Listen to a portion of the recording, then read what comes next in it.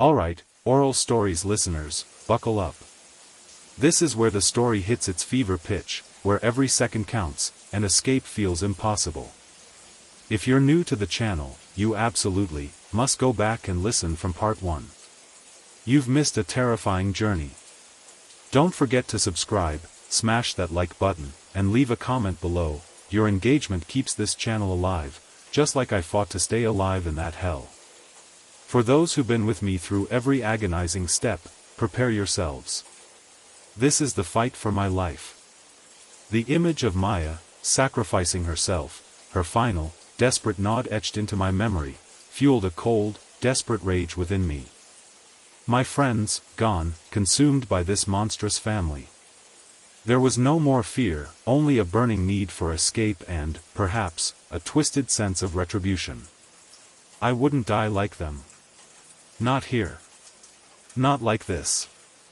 The butcher and his brother were right behind me, their heavy breathing and the rhythmic scrape of the hook on the concrete filling the vast processing room. I could feel their presence, a chilling pressure on my back. My wounded side throbbed, a fiery reminder of my dwindling strength, but the adrenaline coursed through me, a bitter stimulant. My eyes darted wildly, scanning the enormous room, trying to recall Liam's faint sketch of the plant's layout. The giant grinder, still faintly humming, sat menacingly in the center. Conveyor belts, rusted and silent, snaked across the floor. Pipes, thick as tree trunks, crisscrossed the ceiling. This room, where Chloe had met her horrific end, was now my last stand. Liam had talked about a hidden access panel near the old boiler room, a way into the main ventilation system. It was a narrow, dusty crawl space, not meant for people, but it was my only shot. My fingers, slick with my own blood and grime, desperately scrabbled along the cold, grimy metal of the massive processing machinery that lined the far wall. I was looking for a seam, a latch, anything that hinted at an opening. There he is. The butcher roared, his voice too close for comfort. I ducked behind a stack of rusted meat carts, their wheels groaning as I accidentally nudged them. The butcher and his brother fanned out, their heavy footsteps sounding like doom approaching. They were hurting me, just as the matriarch had commanded. Cornering me. My fingers brushed against something. A faint indentation in the metal casing of a huge, silent conveyor. I felt along it, frantic, until I found a small, almost invisible lever. It was stiff, rusted in place. I pulled with all my might, my muscles screaming in protest.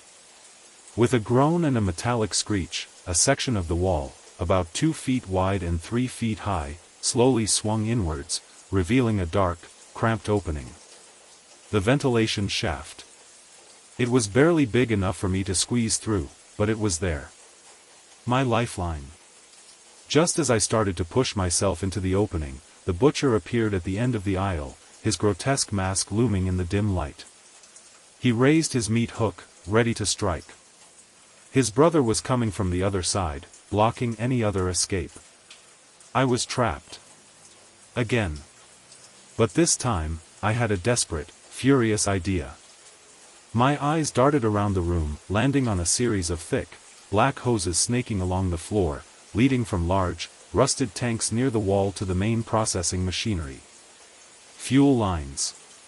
Old, industrial-grade fuel for the rendering vats, for heating the water, for running the machinery. Highly flammable. My gaze flickered to the flickering light of my phone, clutched in my hand. A weak flame. But a flame nonetheless. This was a suicide mission, but if I was going down, I was taking this nightmare with me. You want me? I screamed, my voice raw and hoarse, tears mixing with the sweat and grime on my face. Come and get me. With a desperate surge of strength, I pulled myself back out of the opening. The butcher paused, momentarily surprised by my sudden defiance. That was all the time I needed. I lunged towards the nearest fuel line, a thick, greasy hose leading to the grinder. My fingers fumbled for the connection, where a valve sat. It was old, corroded. I twisted with all my might. It resisted, then with a sickening groan, it gave way. A thick, dark, oily liquid began to spray out, pungent and acrid, quickly spreading across the concrete floor. The smell of the fuel, combined with the lingering stench of blood, was nauseating. The butcher took a step back, his head cocked, perhaps sensing what I was doing. His brother, however, charged. "Stop him," he bellowed. I ignored him. My eyes were fixed on the growing pool of fuel, now quickly spreading towards other machinery, towards the drier, more combustible parts of the room. My hand trembled as I brought my phone's flickering light closer to the spreading puddle. "You want a show?" I choked out, my voice breaking. "I'll give you a show." The brother reached me, his hands outstretched. He lunged, and I felt the stunning jolt of the stun gun as it grazed my arm. Pain exploded through me, but it wasn't enough to stop me. With a final, desperate act, I flicked the phone's tiny flame onto the puddle of fuel. A whoosh. A roar. The fuel ignited instantly, a wave of bright, orange flame erupting across the floor, consuming the room in a hungry blaze. The heat was immense, searing my skin, pushing me back. The flames leaped higher, licking at the rusted machinery, crawling up the walls. The noxious fumes filled my lungs, making me cough violently. The brother screamed, a short, agonizing sound, as the flames engulfed him. The butcher roared in fury, but the fire had created an instant, impenetrable wall of flame between us. The heat intensified, forcing him back.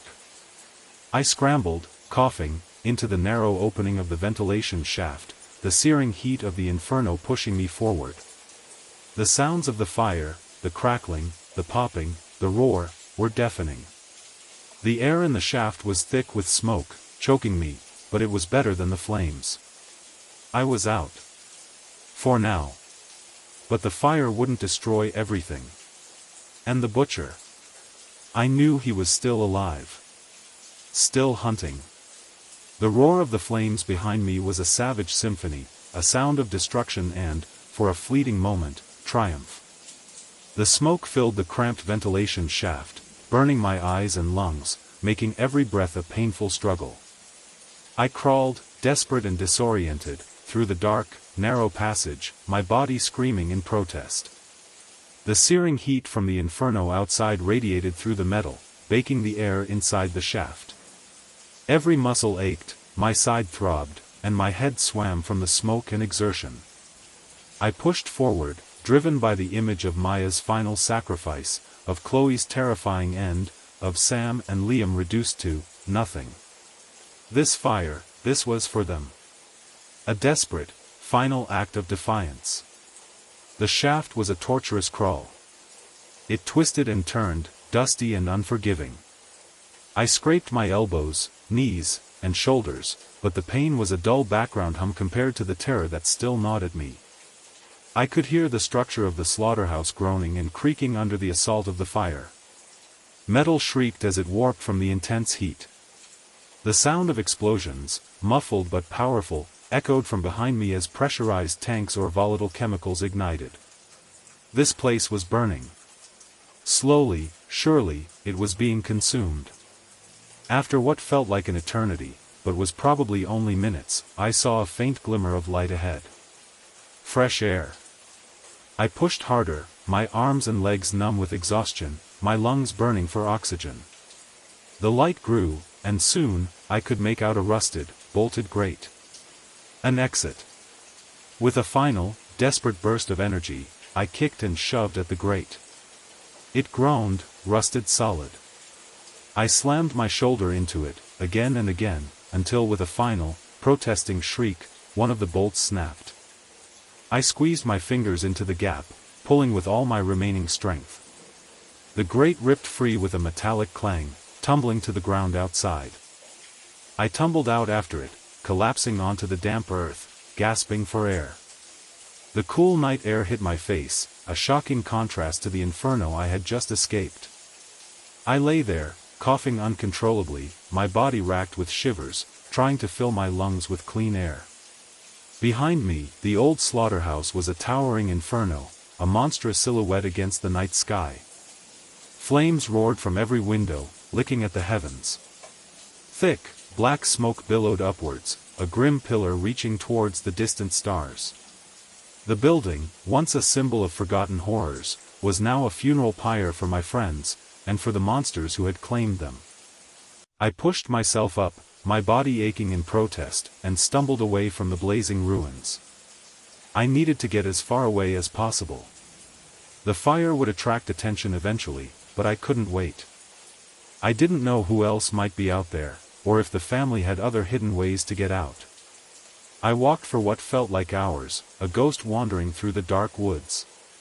My clothes were torn, my skin was scorched from the heat, and the wound in my side bled sluggishly. My mind was a whirlwind of the horrors I had witnessed, the faces of my friends, the terrifying calm of the matriarch. I was alone. Utterly, completely alone. The last survivor of a nightmare that had claimed everyone I cared about. Eventually, as the first pale slivers of dawn began to paint the horizon, I stumbled onto a paved road. It looked like a seldom used service road, but it was a road nonetheless. I didn't know where it led, but it was away from that place. I dragged myself along, my legs giving out every few steps, until I saw the distant lights of what looked like a small town. Civilization. Salvation. Days later, I was in a hospital bed, physically recovering, but mentally shattered. The police had found me, bewildered and raving about a slaughterhouse family. They had found the charred remains of the plant, still smoldering, but no bodies. No signs of life. They dismissed my story as the ramblings of a traumatized survivor, perhaps hallucinating from smoke inhalation and shock. They called it an unfortunate fire at an abandoned industrial site. Case closed. I knew better. I lived through it. I saw what they did. And I knew, with a chilling certainty, that the fire had destroyed the building, but it hadn't destroyed them. That family, they were survivors. They had lived off the land, off human flesh, for years. A little fire wouldn't stop them. Weeks passed. I tried to rebuild my life, to forget the horrors, but the images were burned into my mind. The screams, the smells, the faces of my friends, the matriarch's calm, pale eyes. I started therapy, trying to process the impossible. I deleted all my urban exploration footage, every photo. The thrill was gone, replaced by an endless, gnawing dread. I never wanted to see an abandoned building again. Then, one rainy afternoon, a package arrived at my door. No return address. Just my name, handwritten in a neat, old-fashioned script. My hands trembled as I opened it. Inside, nestled on a bed of crumpled newspaper, was a single, vacuum-sealed plastic bag. My blood ran cold. The bag contained a piece of meat. Pale, unidentifiable, but distinctly shaped. And taped to the outside of the bag was a small, white label. Written on it, in that same neat, old-fashioned script, was a single word. Alex. My name. Labeled. Like the meat in the freezer. A chill more profound than any cold from that horrific plant seized me. It wasn't over. They knew where I was. They had found me. And they were still hunting. The fire hadn't stopped them. It had only delayed them. And now, they were sending a message. A horrifying promise. The hunt was still on, and I was still the main course. Alright, this is the end of this story. Thank you for listening, and see you in the next horror story. Bye.